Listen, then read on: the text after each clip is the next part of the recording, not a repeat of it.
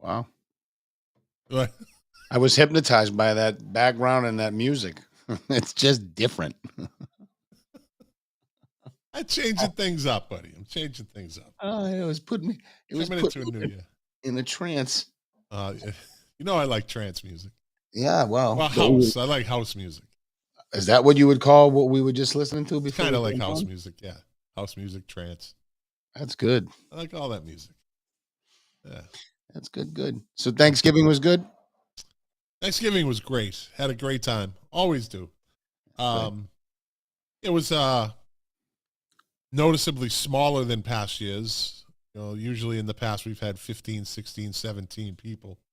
But this year there was 9. So that's that basically It's almost makes it a half. small Thanksgiving. Who'd you piss off? No, actually, my daughter and my son-in-law and my granddaughter, they went to a friend's house because the friend's brother was coming into town. They all grew up together. So, you know, I've had her all those years. I can give her up a couple of years, but she'll be here on Christmas. So They could always come for dessert too, you know.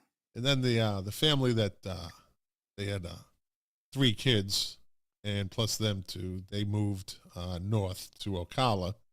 So there's 5 that used to be here, 5 additional. You know, as the years go on, things get smaller, and that's okay. That's okay. Yes. 9 is still a good number. 9 is a good number. We went up. We usually do 9, 10, 12. We had 16 this time. You were saying that. Yeah. It's quite a day, right? It was quite a day. Yeah, it's you're beat. You're exhausted by the time it's all over. And, you know, my wife, God bless her, she does most of the heavy lifting, if not all of it. You know what I mean? Oh, yeah. I do Christmas Eve. She does that, and we go out for Christmas. I do all the cooking. Yeah, you're a good house husband. Yes, I am. Dr. You're Laird does retired. not have to do anything. She wants to, but I'm like, no, I got this. 2, by the way, 2 Luthers went down the hatch. Buddy, 2. I couldn't watch it. I was busy. Well, it's on YouTube. Oh, back good. and there's actually someone doing play-by-play. It's pretty amusing. So you've actually enhanced the experience. You know, I'm always looking at it. It was actually came as a surprise.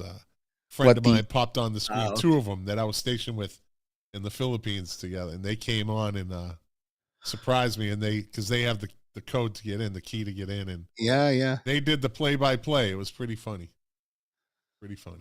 Oh, well, here we are, another week of winter votes. What's the 63, 62? 60, hot? 63, 64, something like that. Something. Oh, some people say that something like that. Something like that. Something like that. Before let's not move on from Thanksgiving because a couple things here.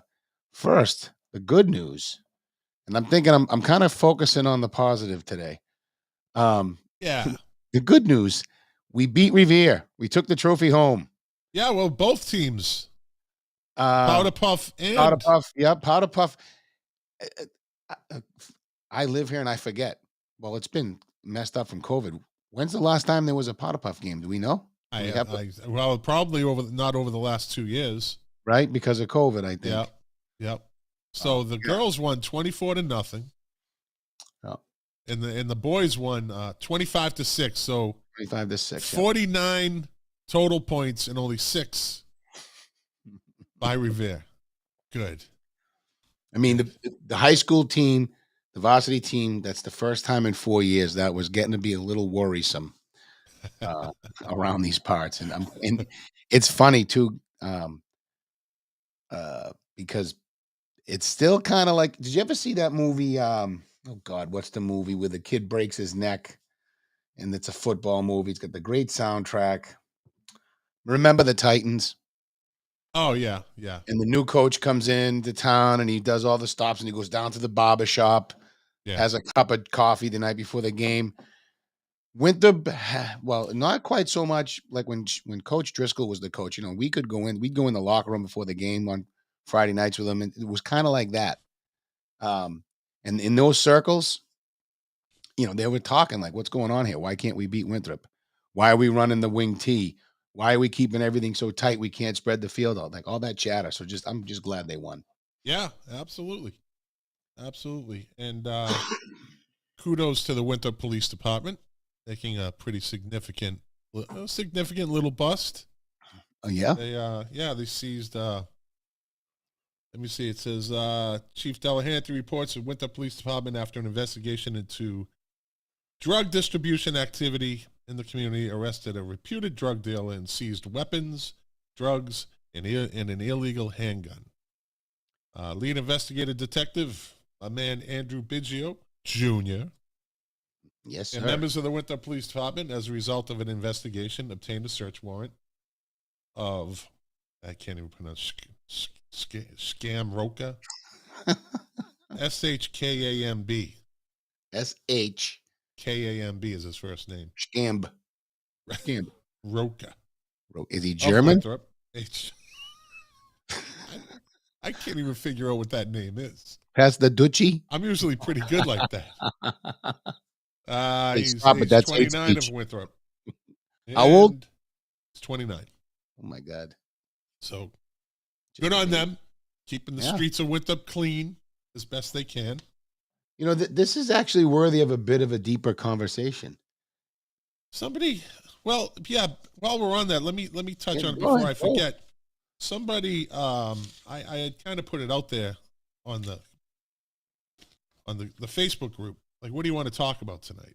Yeah. Which we should do that more often. And saying that tonight, it's been a slow, like, I'll give you people a little inside information. Like, Todd and I don't really talk, like, throughout the day. Nope. Quick text maybe here and there. And I sent them a text today. Got anything for the show tonight? It's like, we'll see how it goes. But people always come through. Right? And somebody actually said, let me get off this page before that starts. What the hell? Let's go right up. Somebody was wanting to know about Winthrop Police and body cameras. Yep. Do they wear them? So no, and this just came up. So this came up. The person that asked prior had asked a few weeks back, and I had gone down. I'd been talking to Jim Lettieri about it. They're I forget where they are in the process, but they're procuring and trying to pull them together. They don't have them yet. That's the issue. But it's not like they're not trying. My memory is there's always budget issues. Whatever else happened, I'm sure there was a ball dropped along the way because that just happens. There's so many balls in the air. You know what I mean? Well, there's priorities, actually. I mean, there's equipment other than that's needed. I mean, cameras are good, but they're not essential to getting the job done. They are an asset to both the police and citizens. But I've seen police budgets. I've seen law enforcement budgets, and body cameras are not at the top of the list. I can tell you that. The person had written, both police should wear them for their protection, and free American citizens should always film the police. As you know, the police are allowed, they said in capital letters, to lie to citizens, but not the other way around. Well, I have to take umbrage with that. I think that's it's not a well-informed statement. People lie to police all the time. Well, and is he referencing the line that might go on during an interrogation, which is, a tactic? He did. He just said basically that everyone should film each other. Always film the police because they're allowed to lie to you, but you're not allowed to lie to them. And I would say, I would like an instance of when the police lie to you in the process of an investigation. And what is considered a lie? If I'm asking you a question that I'm trying to get to an answer, or if I make a statement to try to trip you up. Can you lie by omission? Would you consider like something being left out a lie? No, that's something that was omitted. Okay. that's a different I think type that's of. contextual. I do think that's contextual. I think there are times when if you omit something, you're trying, at least at the very least, you're hiding something. You might be being deceitful, but you're not lying. I mean, Lying is, and I love I believe I've heard a million of them. Sometimes cops don't even have to say anything. It's the spontaneous utterance that humans are prone to make in situations where they're nervous, right? And a good example of a spontaneous utterance is, I didn't stab him. I never said you stabbed. See, and that people look at that as a joke, right? But the fact remains, people do that. You they'll just idiots! start talking. They'll just start talking. Yeah. I was over here. I'm listening. Trust me, I'm listening to everything you're saying. I want to get the recorder. Yeah, I'm listening to everything you're telling me. Got the tape. Yeah. So, but as far as is the cops lying to people, and people lie, citizens lie to cops all the time, every day.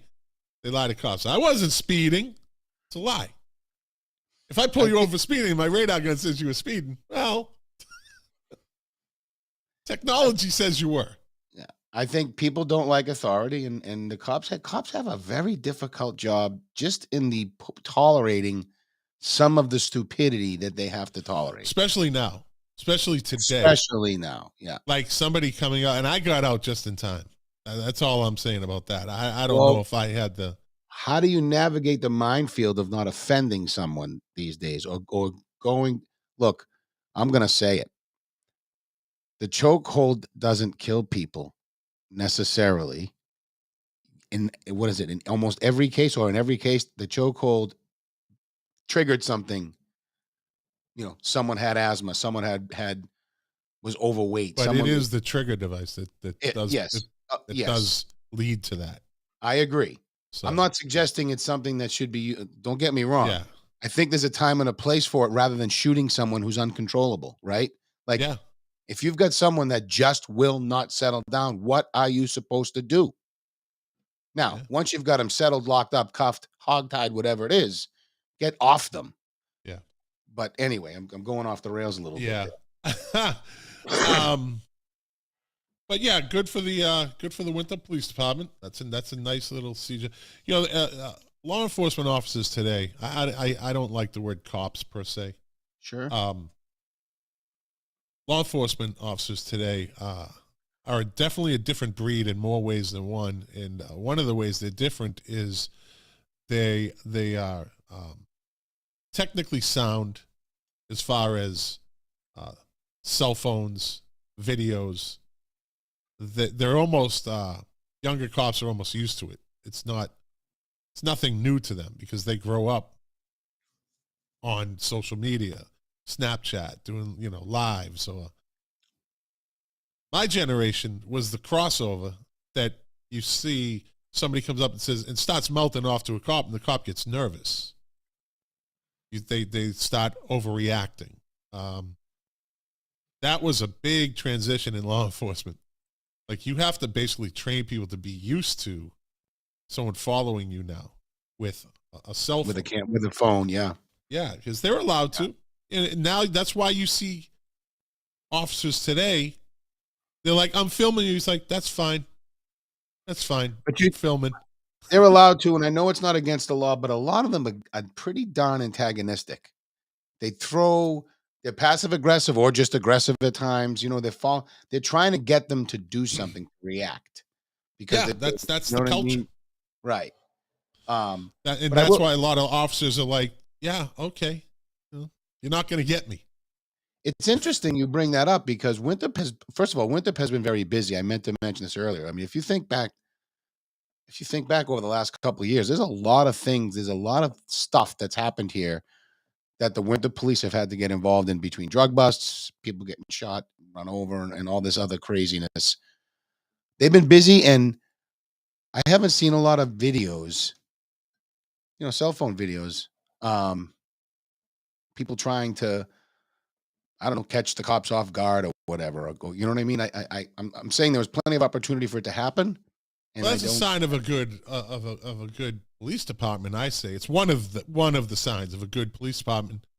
is that that's not happening. That means that they're on the up and up. There's no reason to do it. Whereas in cities, people are paranoid. And we could really go off the rails and say, well, Winthrop is an all-white town. And all-white towns don't have the same systemic problems that black neighborhoods have or Latino neighborhoods have. They don't mention Asians. So that's why you don't see, that's the mindset. Latinos don't want them to mention them. Latinos don't want them to mention them. Yeah, to a law enforcement officer, it doesn't matter. Right. It shouldn't. But they're human. You get the bad ones. Just like you get bad teachers. Just look at the Winthrop Middle School. I was waiting. Worst principal. I should start doing a daily worst principal in the history of Winthrop. The Winthrop Middle School. With that topic's not. That topic's not dead to me because I still want to talk about. But I actually want to talk about that one area of it where why is it so taboo to criticize, to point out, to call out teachers and some of their bad behavior? Why is that? Why are they so protected? Look what it's created. Yeah, we'll get back to that. Another call. Yeah, we'll get back. Well, this is kind of an upbeat show after Thanksgiving. We don't want to be the holidays. 1,000-pound weight bringing people down to the bottom of the ocean. Yeah. By the way, a good dovetail, if you can bring that photo up, a good dovetail off the nice work of the police department and Thanksgiving. The Friday after Thanksgiving is always the town of Winthrop's, they call it the holiday tree or the holiday tree lighting, whatever, down the center. That's fine. I mean, look, I'd prefer why don't we, I find, just on a side note, I find it would be more appropriate to put a menorah up and put a tree up and call them exactly what they are and call the whole party a holiday festival, right? But whatever. I guess I'm splitting hairs. Well, remember last year in the middle school, you had the activist teachers protest the secret Santa because that's true, it was and they said no.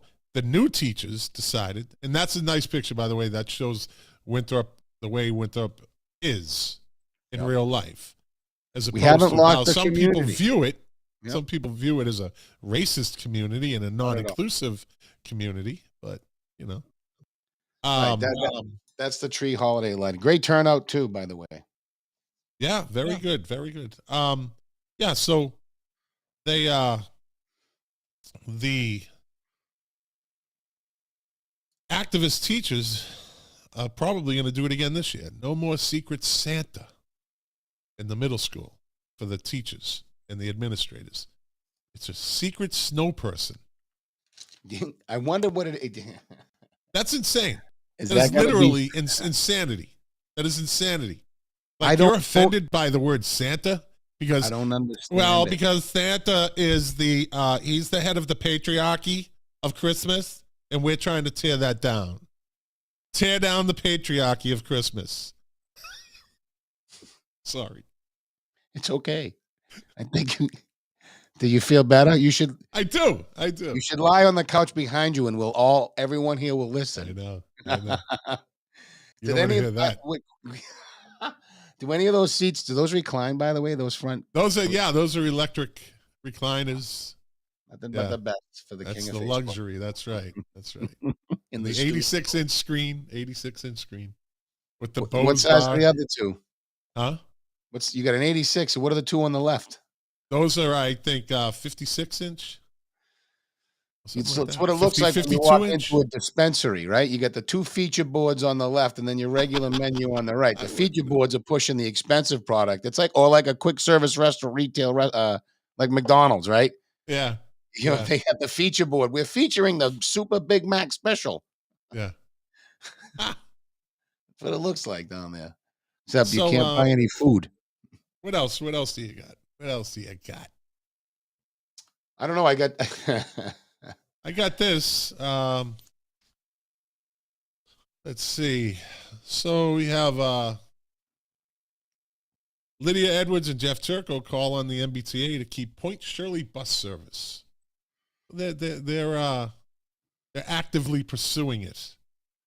So I think I might have this a little off because I've been remiss in keeping up with this because, well, I don't have a dog in the hunt, right? But the problem is, I believe it's part of the TIPS project, which is Yeah.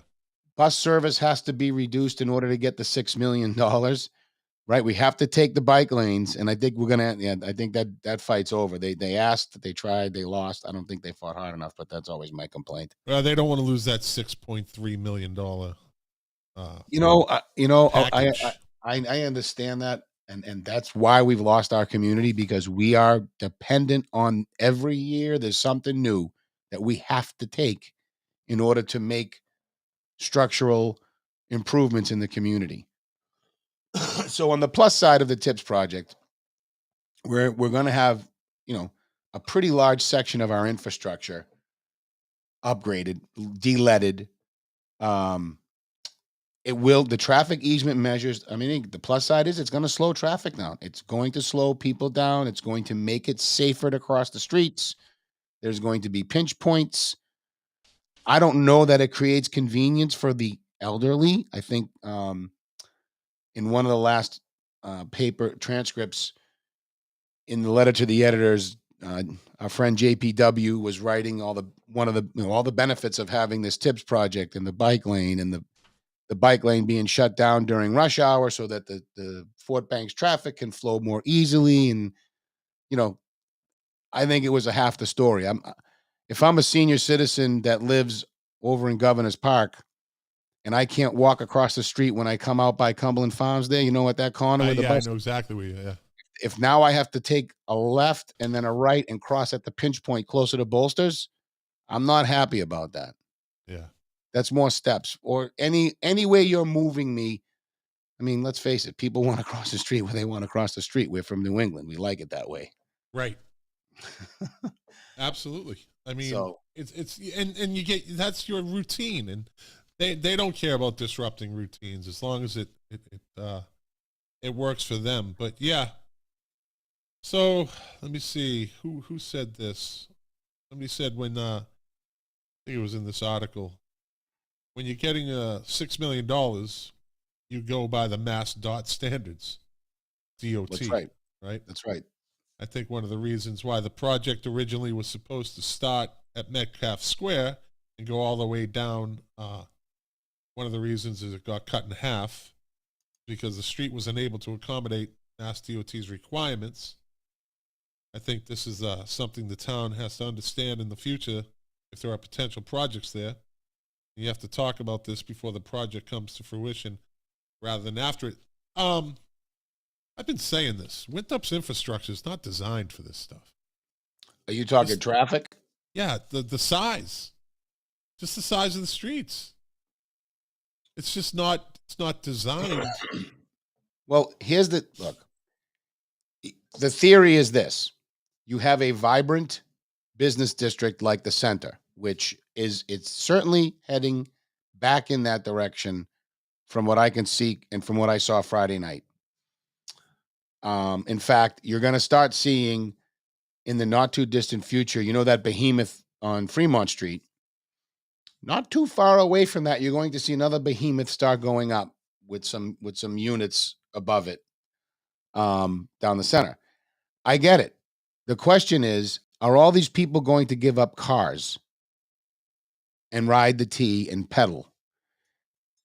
And No. the answer is no. No. They're not going. It is not if they don't have families, those are the people who will do that stuff, right? Because they don't have to pick their kids up after school. They don't have to go to the grocery store in between soccer and dentist appointments, right? They don't have to do all that stuff. So, and we are going to see, we're building the newer construction. There's a lot more single unit, 1 bedroom, 2 bedroom units that don't really attract families being built in Winthrop than there are, single family homes. And that will change the fabric of the community over time. Well, the fabric has changed. It's already changed, right? There are some changes. This thing says the net loss would be 5 to 10 spots. It's more like 10. I don't know where they come up with 5. 10 spots. And then, Rob DeMarco, friend of the show, he says, still concerning that the town's losing parking spaces. He says it all adds up. We give a little there, we give a little here. Already have parking issues. Now they're adding to it. The whole you're talking about, we're talking about over on Revere Street. Revere Street, yeah, the Tips project. Yeah. Look, I'm not going to let my blood boil about bike lanes anymore. And I'm going to pray that as long as I walk the earth, nobody in those bike lanes trying to get to those bike lanes, exiting that bike lane and then heading off in another direction. I pray none of them forever ever get struck by a vehicle or run into a vehicle. Yeah. But I mean, statistically speaking, putting those bike lanes there is stupid. Most importantly, because what is it, a half a mile run from Why did they Pond? choose that particular location? Probably, well,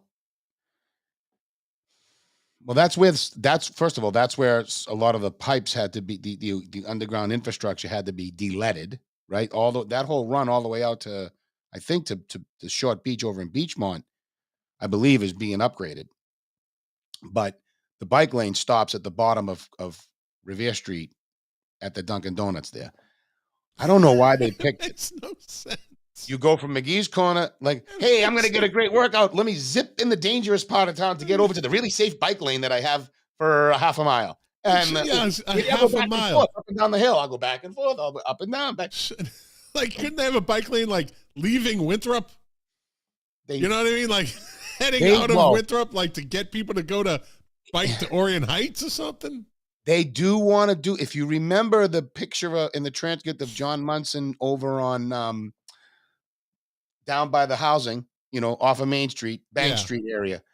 There's a bike sharrow that comes into Winthrop that it follows all the way to some greenway.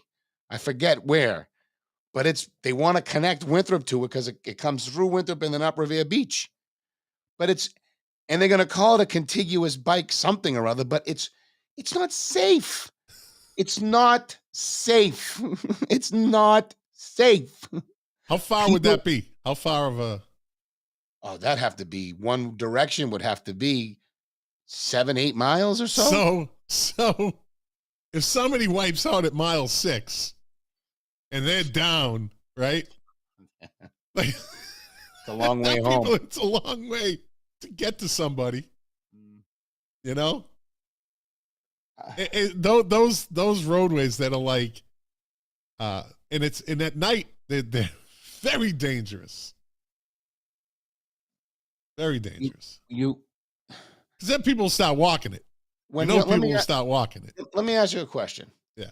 If you're walking somewhere and you feel someone coming up behind you, do you not have some type of spidey sense? Right? Like something that makes you feel uncomfortable. Yeah. I mean, I definitely do. I don't know who's walking up behind me. I certainly would not want to be in front of a car on a bike on a street. No, I don't trust. Who's playing with the radio? Who's texting while they're driving? Who's smoking a blunt? So, I'm sorry. Once this thing is done, and we'll still be doing this show by then, by the way. It's 2025, they're saying it'll be done by, right? 2025. I want really? one day have you or somebody set up a camera, right? Just set up a camera on a tripod at the bottom of Revere, like across from where Brothers used to be. Like, from Brothers to Cumberland Farm. Just set up a camera and see how many people actually use that bike lane. How long? A day. Just let it run. Just let the camera run. And see how many people, and do it on a summer day. Do it in the summer. See how many people actually use that bike lane. I think that'll be a good experiment. The whole idea of this, right? Like, if you think about it conceptually, you're like, oh yeah, bike lanes, it's good, get people out pedaling.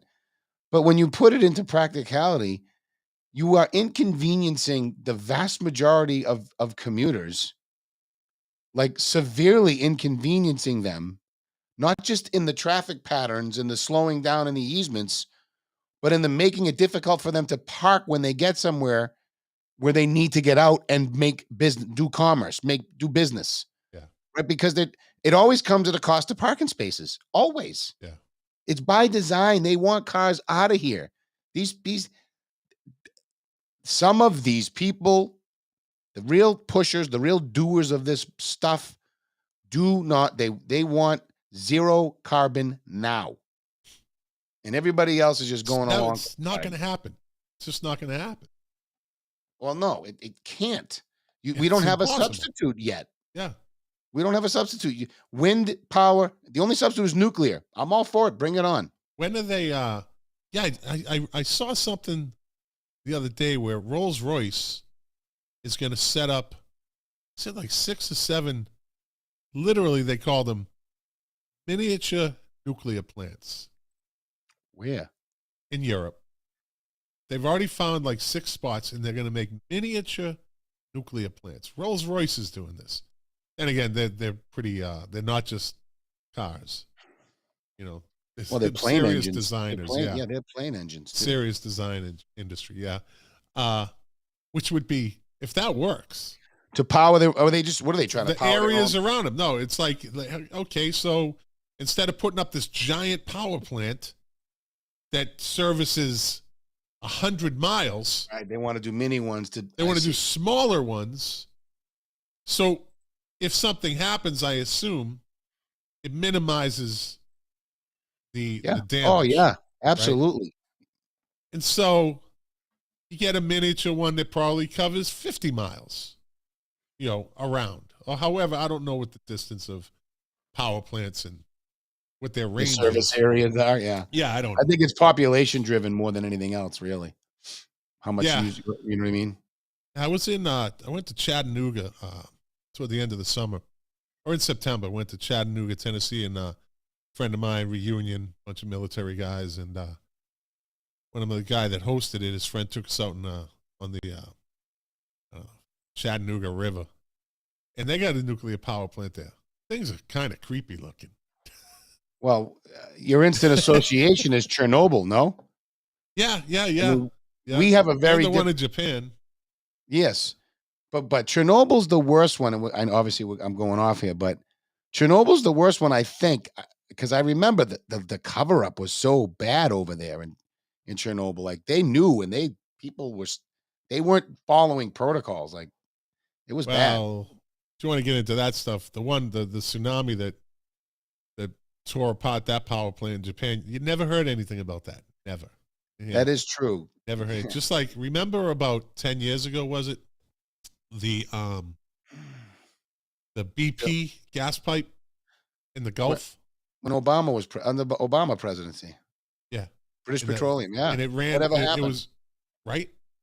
You never heard anything about that? Nope. Never heard. Dude, that pipe was bleeding for like 5 days. Yeah, that was 5 days. But you never, we put some foam out and it disappeared. Yeah, this foam. It's foam. It cleaned it right up. Foam, it cleaned it all up. I don't know. We're getting off something. Although you can relate that to Winthrop, because growing up in Winthrop, I think the best thing that happened in Winthrop was that water treatment plant. I'll tell you that.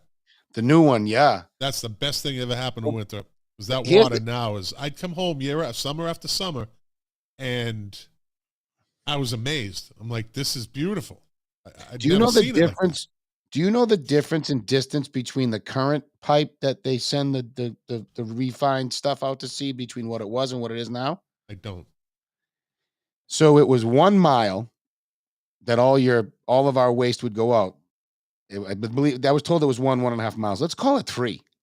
Okay. And let's make me way off. And it was far less treated than it is now. Now it's like ultra treated. It almost everything pretty much evaporates by the time it gets to the water 9 miles out underground. It's like 9 miles out underground. Right. That's I mean, it's amazing.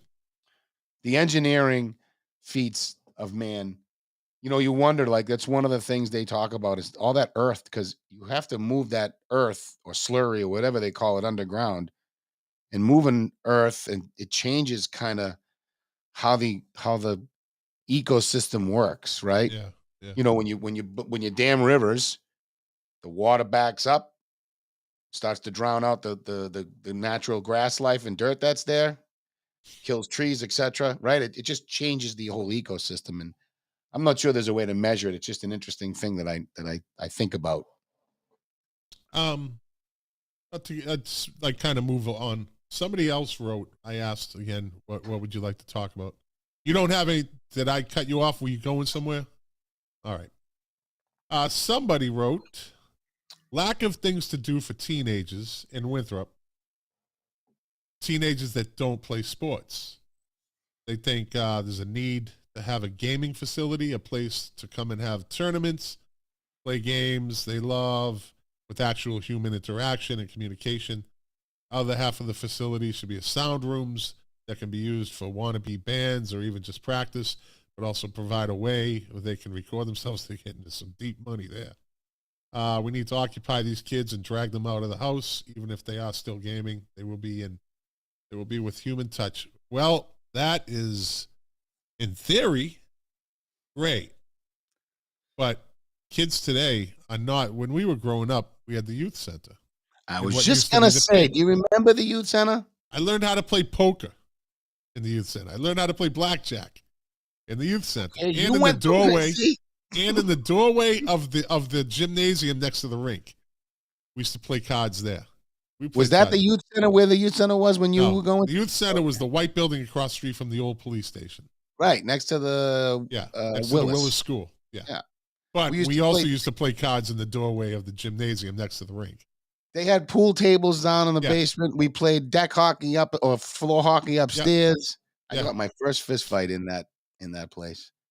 Place used to be packed on the weekend, on Saturday.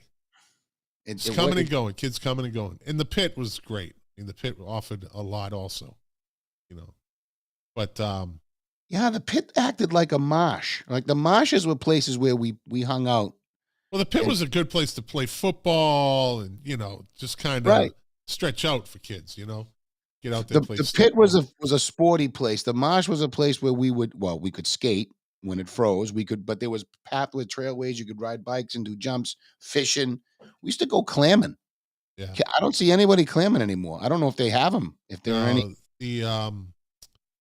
These kids today, I told you, when I went up in June, I went out and one of my buddies took me out in his boat, and he had a friend of his, a younger kid. Yeah. And he had told me, basically in a nutshell, that kids today in Winthrop are very like they are severely cliquish. Like if they're a group and they're having a party, you don't go. You don't go unless you're part of that group or you were invited. And they only invite their own friends. Like they're very isolated.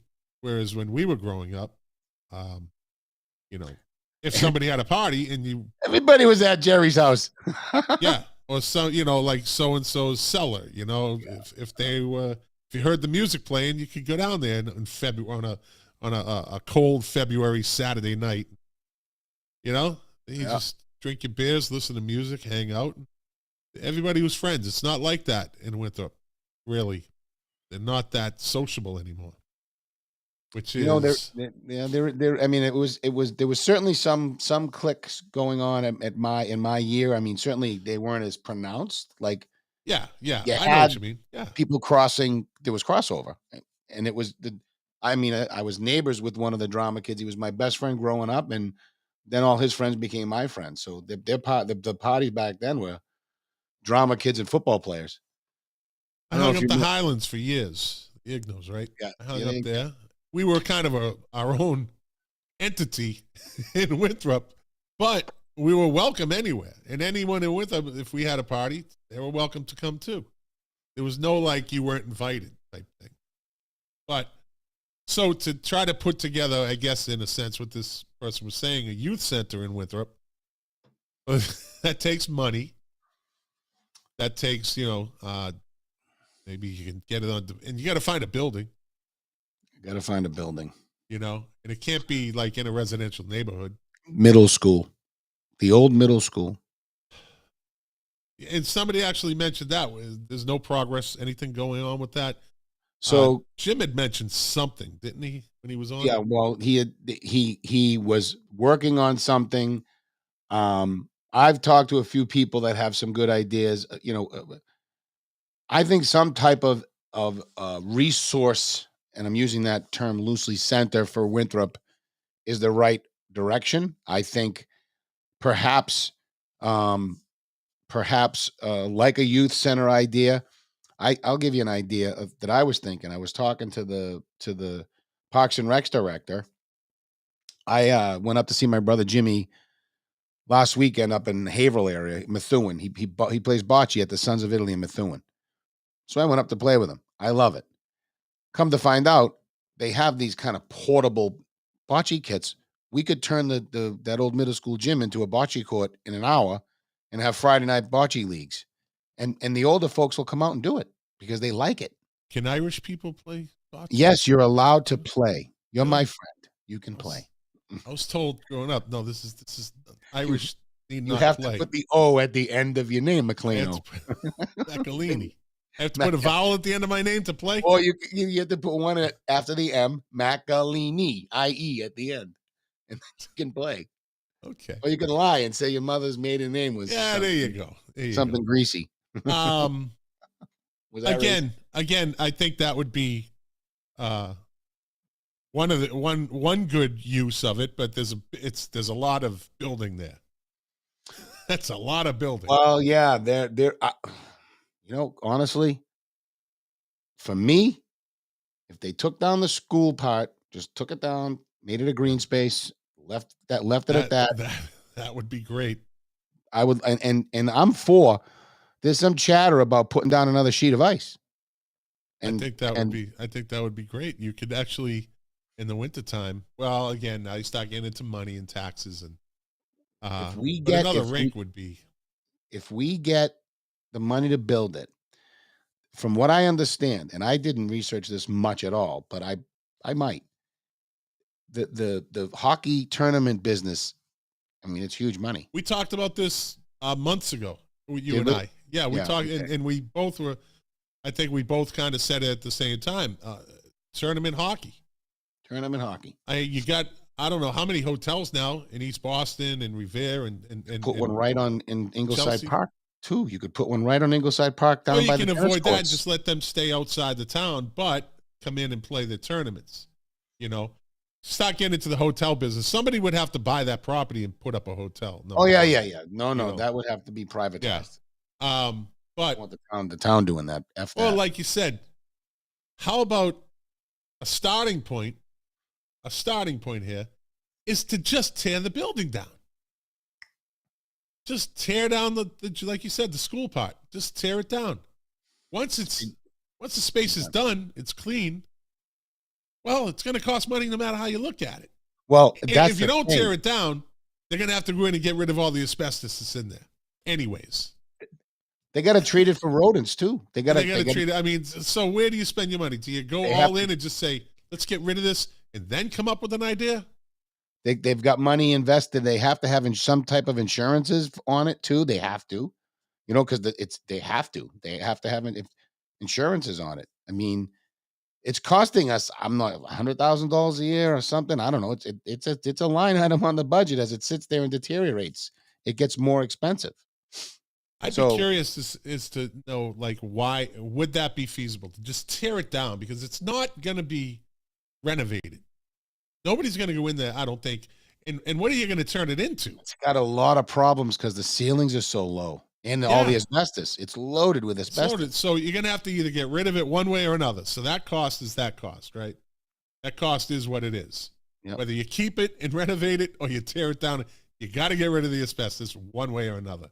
So that's a cost, right? The tear down and the removal would probably be cheaper than doing a total renovation of the inside and then come up with something to say somebody comes in and invests in putting up hey, all right, you got a private investor that wants to come in and say, do a deal. I don't know if the town can do business like that. I don't know. I'm not a city planner, but Getting rid of the building is the first step, I think. I mean, we need something. I mean, it's been how many years, and it's been sitting there just getting worse. It's just like what happened with the E.B. Newton. Well, I shouldn't say that. They were using it, but they weren't really fixing it. They were band-aiding it. It was leaking everywhere. It was a mess. The school department owned it and were in it, and it was just a drain on their Is resources. that the one that was across from Nick's or the old McDonald's? Is that open? I mean, what is that now? It's a cultural center. That's the cultural center. It's got a you know what, that would be a great place to fly a pride flag. I mean, think about that. That's a great place to fly a pride flag. It is. It's a main road. Everybody sees it. Not to take this, because we're coming to the end anyway, not to take this crazy negative direction, but what are your thoughts on the Commission for Diversity, Inclusion, and Community Relations not taking up the issue of this book, Jack Not Jackie? Oh, do you want my opinion on that? I do. I want to know if you think that they haven't taken up the issue. They've been silent on it, and I have some opinions. Well, because number one, I'm sure some of them are part of the LGB. That's all I'm going to say. That's LGB. all it is. Those are the only letters I acknowledge in that whole thing. The LGB, right? Yep. The LGB community, and maybe they agree with it. And maybe they're all for it. And then there's the side that everybody is terrified. They did their job. I tell you, they really did their job by pushing it into people's brains that you are an istophobe if you criticize anything. If you ask a question that the gay community puts forward, you are absolutely just the T community. I think it's through and through. I mean, again, okay, not all of them. All right. Again, okay. Just like the teachers, not all of them, but they have brought it to a point where people will not say a word. They will sit back and go, I'm uncomfortable because if I say something, then they're going to think I'm a phobe, right? That's true. I agree with that. It's true. So that's why people don't say that. That's why, dude, when I say the radical gay agenda, you kind of got a little like cringe at first when I started saying that, because it's true though. Well, they think there are people in the LGBT community that have a radical gay agenda. Not all gay people are part of that agenda, but there is an agenda, and it's radical, and it's putting books in elementary schools, right? They're all inclusive. All the letters are together, right?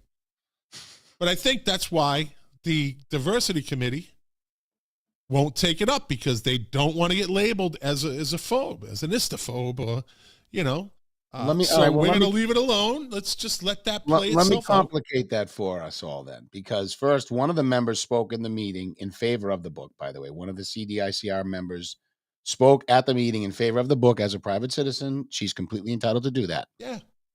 But let me complicate that for you, because inclusivity, I would imagine, includes feminists and feminism and women and women's rights to dress and look like boys and do boy things, traditionally boy things, without being called a boy. Doesn't change their womanhood. And that book promulgates all of the worst gender stereotypes that the women's movement fought to change, right? Like, that's what amazes me. That they don't pick it up. Why are they ignoring that? Amazes me that the women's rights movement was, I mean, they absolutely fought tooth and nail and scratched their way to get to where they wanted to be. I mean, BU lost its football team and its track team because of, what is it, Title IX. Title IX, right? They got all this way, and then all of a sudden, the trans community comes in and just wipes it away. And the feminists are like, I can't say anything. I can't say anything. Meanwhile, it's going on right in front of them. So they bullied their way to the front, right? They did. And I think the LGBT community came so far. They came so far, but this issue with the trans is set them back. People that were already on this side, just like, you know what? I'm done with that. And it's not the LGBT's fault. No, and there's a huge segment of that community saying, "Hey, the T can go over there. But go do your own thing." And people are walking away saying, "You know what? I tried. I can't deal with this anymore." This silence and apathy but us being silent and afraid to speak up has created the space for this to fester. I ain't afraid to speak up. No, I understand that. And it was interesting. I had a conversation with one of the school committee members about the book and about, and how all the information I provided to them in email about what I said that night.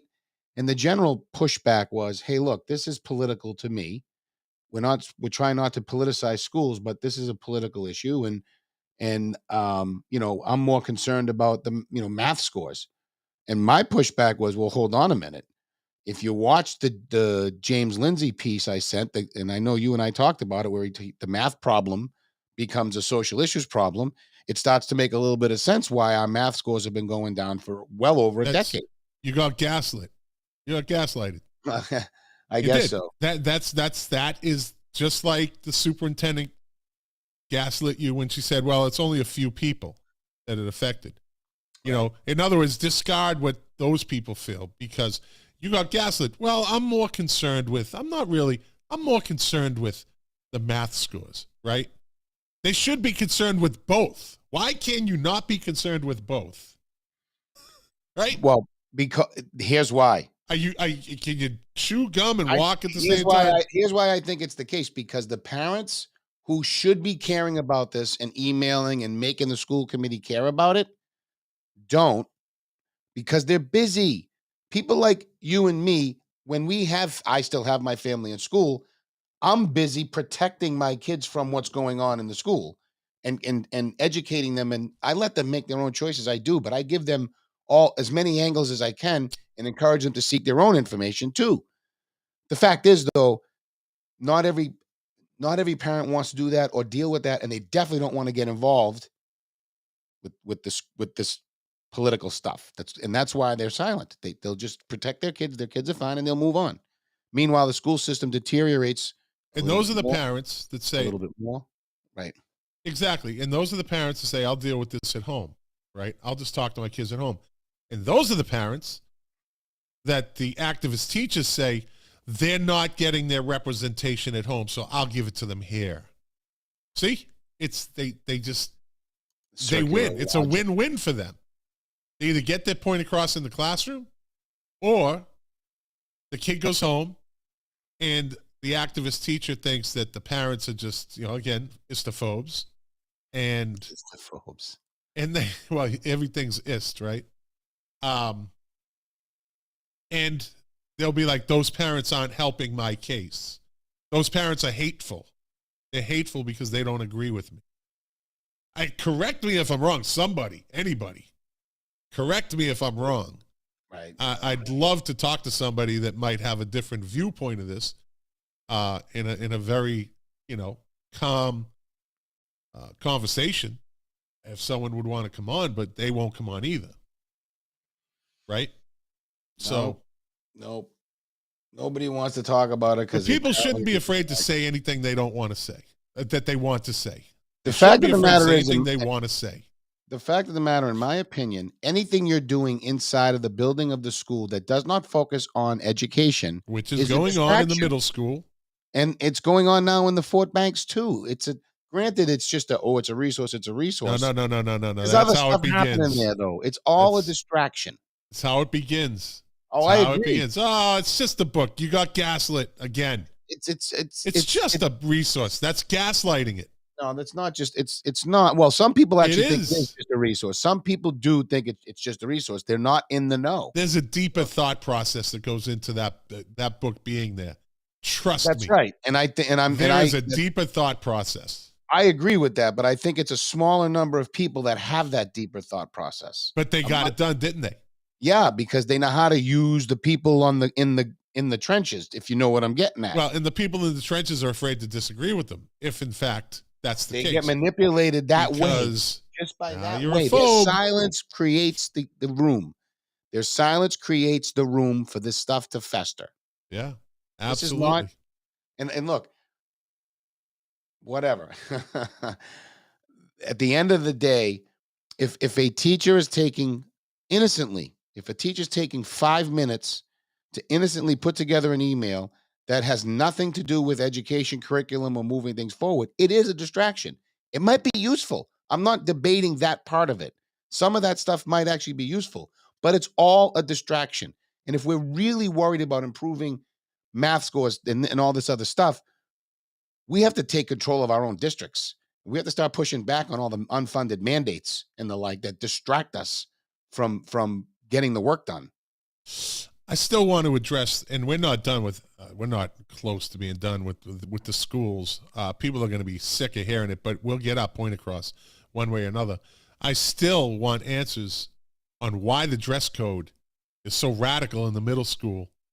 In the high school, it's a pretty straightforward dress code. We have to figure out, do we have to sue somebody? Do we have to hire a lawyer? And I'll pay for a lawyer to sue the school. I will. I do okay. I will sue the school system in Winthrop to get answers if I have to. But this is ridiculous. See, and no one's challenging them either. No, nobody's challenging them. Well, they think it's because the superintendent thinks this is part of I believe, and I might be butchering this, but I think the superintendent believes that this is, this is okay. It's part of DESE mandate. And no, radicals didn't write that. It wasn't all the teachers. That's all we were told. The principal, I should say. The principal told us it wasn't teachers writing that. Remember, they just told us it wasn't. I know for a fact it was a teacher that helped write it. I want to know which one or ones, because I bet those are the same teachers that helped. Some of those are the same teachers that reviewed the books that are in the libraries and in the resource centers and made recommendations. Exactly. It was a teacher that came up with the 14th Amendment. That was a teacher that came up with that. To word it in that way. Do we ever know the name of the teacher? No, I'm trying. I will find out, though. I will eventually get that name. Yeah. I mean, I want to know, right. I believe it was a teacher who wrote. I actually don't believe. No, you know what? I don't believe it necessarily it was a teacher. I believe it was an activist type. When you it was an activist teacher. That's what I mean, an activist teacher. When you invoke the 14th Amendment into a frickin' dress code, whoa. I believe between January and January, there will be a lawsuit filed against the Winthrop school system, and they will get dragged through the mud. Why do you believe that? Because I might be behind it. Oh, jeez. What? I'm entitled to do that. Yeah, you are. I can sue anybody I want, and if I have the ways and means to do it, yes, you do. I'll do it. I'd love to hear that. I think they get think answers. that we're just like, they just run their mouths. I don't think they know that the slow build that's coming their way. The school thinks that they can I'm putting them on notice. I'm putting the superintendent on notice. I'm putting the principals on notice. You just might be part of a lawsuit in the year 2023. You just might be involved in a lawsuit. And it's going to get publicity. Boom, boom, boom. Well, look because I got a pretty good social media presence.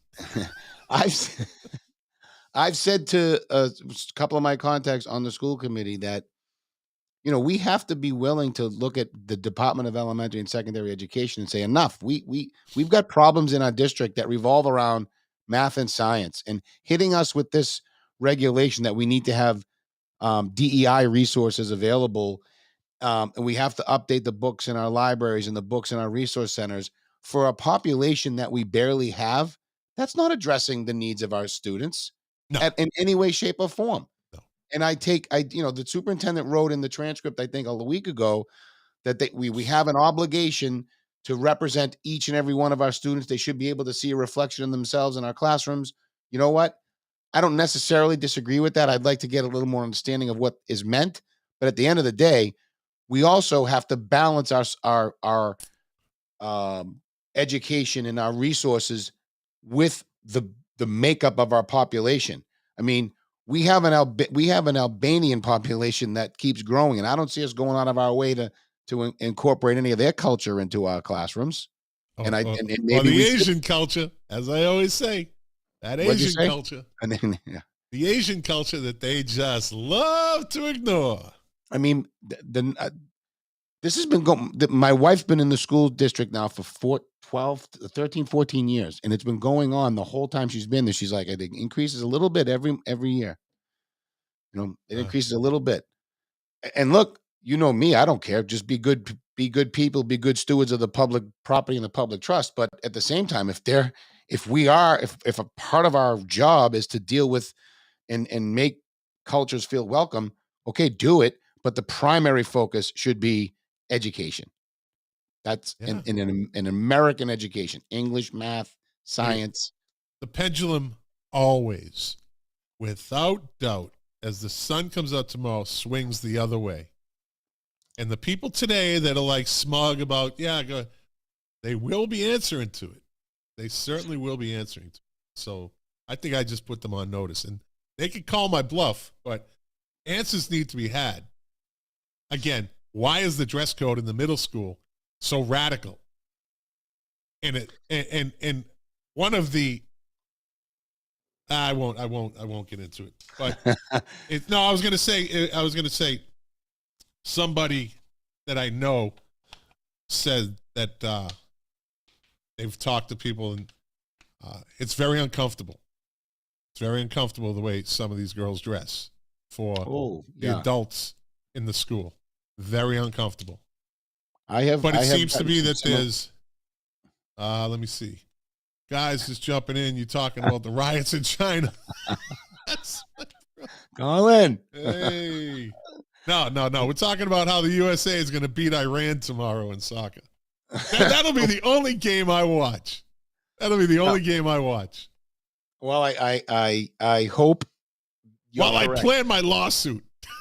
While you plan your I think we could probably. Geez, I wonder if it's a FOIA request as a simple starting point. We're not done with this by any means. We'll talk off the air more. Yeah, who drafted that? Yeah, we'll talk about that anyway. Yeah. Well, here we are, another hour gone by. So we covered the bike lane, Winthrop Police Department. Great job. Allah Akbar. Okay. I wonder who the Iron Sheik is rooting for tomorrow. The Jabroni USA? Hulk Hogan? Oh, no, he's a jabroni. He's the biggest jabroni. Jimmy Snuka? He's the biggest jabroni. Hulk Hogan. I'm going to check Twitter tomorrow, see who the Iron Sheik is rooting for. Dude, it's one of the greatest Twitter follows you'll ever see. The Iron Sheik? The Iron Sheik. It's one of the greatest Twitter follows. Is it him? I think it's either him or his handlers that do it. Okay. All right. But I mean, his handlers, I saw him in a documentary, and he does have the same, like, two people that kind of take care of him. And he's an older guy now, but if it's them, they have him down to a T. It's hilarious. I'm going to have to follow that one. It's not Hulk Hogan. It's the Hulk Hogan. Okay. Dude, find him. The Jabron. The Iron Sheik, one of the best Twitter follows you can see. I have to do both of them. The Iron Sheik and the Hulk Hogan. I won't follow Hulk Hogan. No. All right. Well, listen, man. Good show. Yeah. I thought it was upbeat. I mean, we got a little intense in it for a minute. Well, sometimes things can't help it. It just happens that way. But I thought it was upbeat too. I mean, like I said, good things are happening here.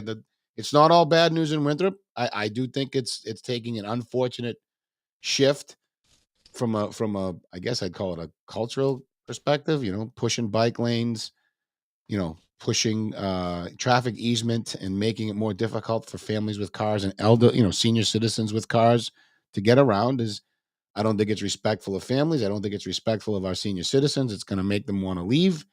And I don't think any community worth its salt treats its elderly that way. That's just my opinion. And before I go, I'm sorry. Yeah. Go ahead. I'm sure. Patricia Tiselli passed away. Yeah, that's right. And condolences to the Tiselli family. Yes. She owned and operated the Winthrop County Day School for many years, affectionately known as Miss Trish. Miss Trish, yeah. So that's a person that left her mark on many people. R.I.P. I know Rick. Yep. Pretty well. Yep. And he was really close with my brother Troy. So rest in peace. And may she be basking in the glory of God's warmth and light. Yes, very well put. Very well. So, all right, you want to take us out? Yeah, I'm taking you out. I'm going to take you out. Yeah, well, anyway, we always say all politics starts at the local level, and all the good stuff we talked about tonight has just as much to do with politics as the bad stuff. So maybe we'll get you more motivated to get involved if we start talking more about the good stuff, the positive stuff, because all politics starts at the local level. And I'm going to start putting that out on the Facebook group. Like, just give us some topics. Because what do they want? What do people want to hear about? Yeah, it's a good idea. So we'll kind of, in the new year, we're going to kind of, we'll find a way to change it up a little bit if we can. I mean, it's a pretty set format. So, but boxed in. Oh, like I always say, thank you for watching. Thank you for listening. You are the engine that runs this machine. Without you, it'd just be me talking to Todd, and well, we know how that goes. Anyways, peace out, guys. Thank you. See you Happy New Year. next Monday night. If you have Monday. any ideas, let us know.